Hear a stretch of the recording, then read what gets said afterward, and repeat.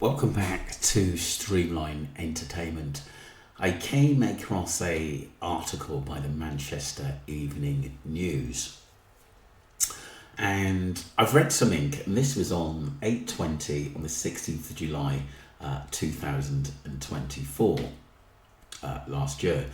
And it went on to say, Jay Slater's best friend Lucy Law breaks silence after body found in Tenerife search.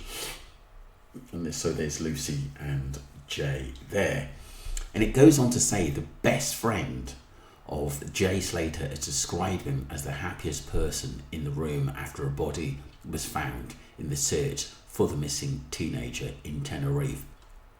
So she's put that out there, but one of the points I'm about to make is, why didn't she go to him when he was on 1% battery, hurt? That just doesn't make sense to me. It really doesn't, in why she didn't go to him knowing that he was in trouble, or maybe contact one of, Debbie or Warren, that he's in a bit of trouble, or someone she may have known up there in the Masca Mountains, or someone Lucy knows everyone. And you would have thought that she would have given, someone would have given her a lift to go and pick him up, especially if she know which kind of area he was probably in.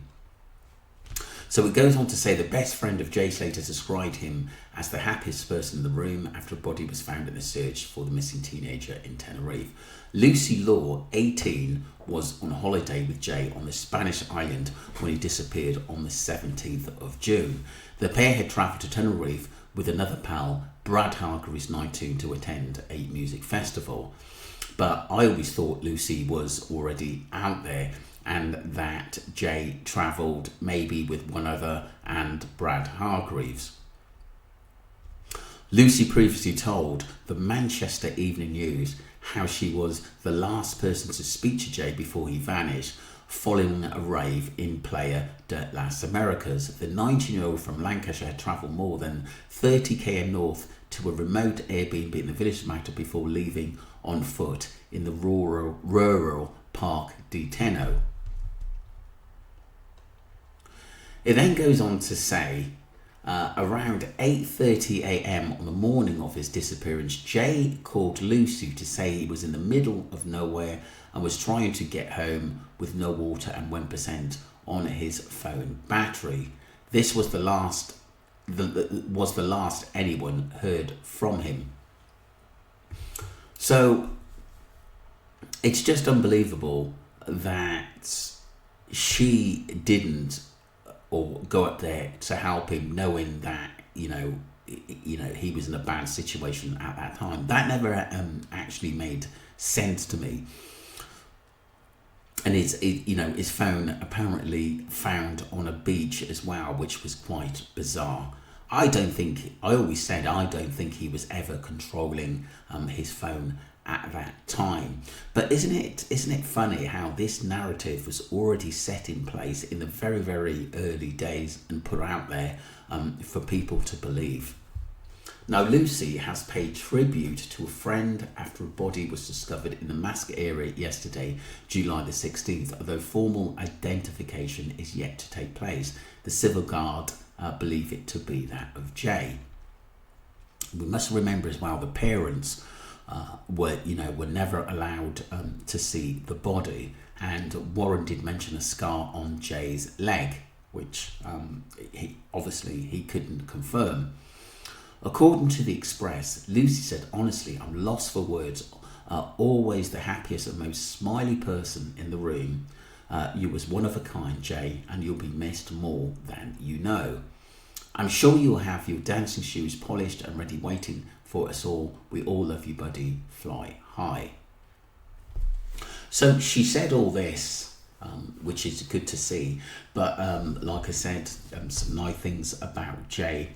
But like I said, we've got to look at also is why Debbie, Jay's mum, didn't want, or refrained, should I say, basically Brandon and Lucy going into the wake, which was in a pub.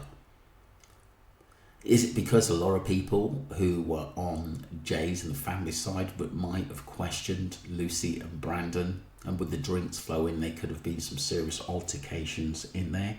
That makes me thought.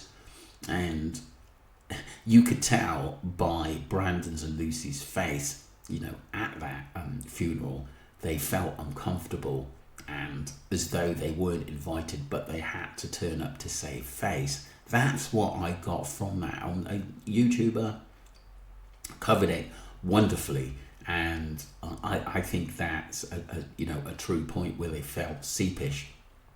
And I think Debbie knew and Warren knew that they were hiding information in what really happened to Jay, especially in those early days.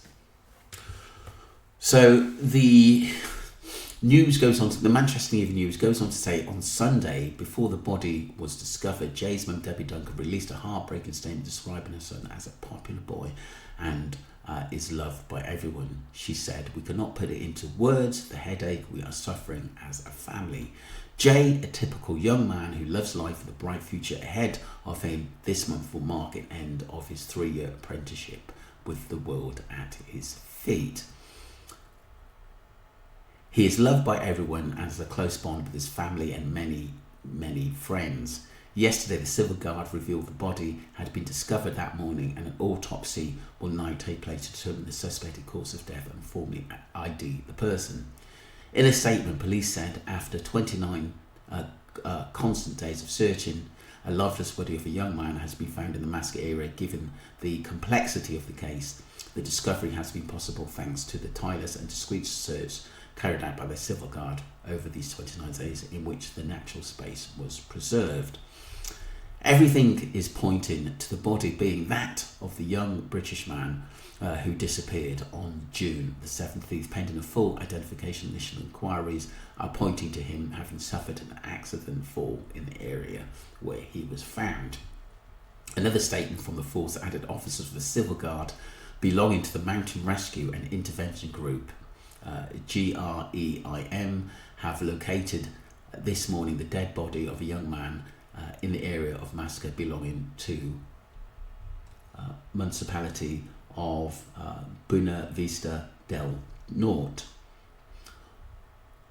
All indications suggest that it could be the young British man who had been missing for 29 days, who may have died due to an accidental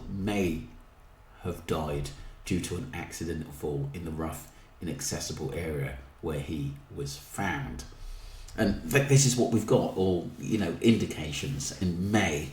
And a lot of newspapers have said maybe or may have. Interesting.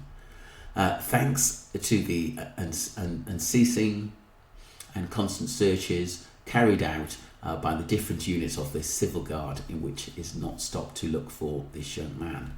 Every day in the area of Masca, which is allegedly had disappeared, the GRIM officers have found the dead body of the young person in very inaccessible areas. Yeah, how did he get there? How did he get to that point? That is, one of the things that has always got to me at the end of the day. But like I said, I'm not being funny, but I know the papers, the tabloids do their job. That online, basically, reporters work really, really hard.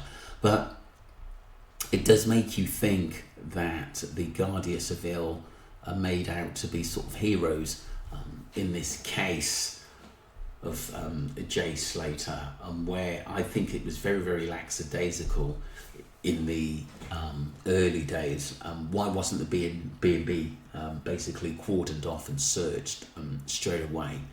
Why didn't the Guardia Civil ever mention the boat or some of that they've got CCTV footage of Jay leaving the club? Why wasn't that ever mentioned to stop slews and us talking about that? It just didn't make sense to me. I think CCTV footage in this case was absolutely crucial. And it seems like to me the Guardia Civil are very cagey with the Jay Slater case, and I'm not too sure they are going to tell us everything that which they did find out or know. And this is what makes this case still very, very suspicious. Let me know what you think. I do think one of the other things I wanted to say as well Why didn't actually Lucy come out or Brandon come out and tell their own story in what happened and why us sleuths have got it wrong? That never ever made sense to me, because like I said, they did what they had to do over in Tenerife, talk to the media, but that's all they've done. We've had technically nothing else since. We've had Haley Comet message message Lucy Law, and like I said, she was very vague in what she was talking about and what she wanted to discuss, as though she's been trained to actually say the things she said, which technically made no sense. And why would you delete information which could have been crucial and could have it could have made her correct, 100% correct about what she was talking about? That didn't make sense to me. And I think from the very start, there were experts looking at her, what she said, her analysis, the way she was talking, and she knew a lot more into what happened to Jay Slater at the end of the day. And I think it's unforgivable that his friends had never come out and told us their version of events, and heartfeltly. Do you know what I mean? We've not seen that. Let me know what you think, people, and don't forget to subscribe to Streamline Entertainment and follow the channel. Thank you.